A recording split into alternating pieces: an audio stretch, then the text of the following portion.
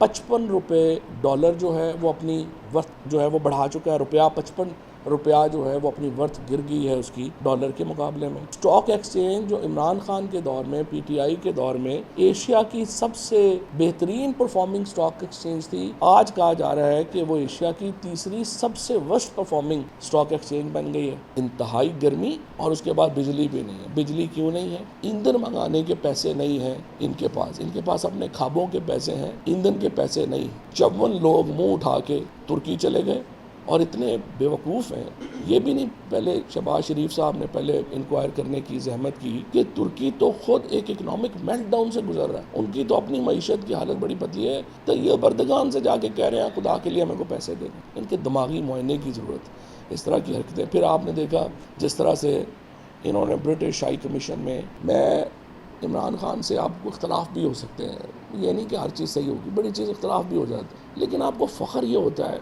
कि वो कभी आपकी इज़्ज़त पे कंप्रोमाइज़ नहीं करेगा। अब आप जिस आदमी के पीछे हैं कम अज़ कम वो आपको बेइज्जत नहीं कराएगा। कभी आप सुनेंगे कि इमरान खान फ़ॉरेन ऑफिस के ज़रिए ब्रिटिश हाई कमीशन को फ़ोन करे कि जनाब मैं आपका मेहमान खुसूसी बनना चाहता हूँ। आप अंदाज़ा लगाएँ इनके ज़हनी हालत का। मैंने एक दो गोरों को कहा वहाँ पर कि आपको इसलिए अंदाज़ा नहीं हो रहा, अगर आपके कुछ बिलियन डॉलर जो हैं वो पाकिस्तान में लगे होते तो आप भी पाकिस्तान की एम्बेसी के साथ आपका भी यही हालात होते।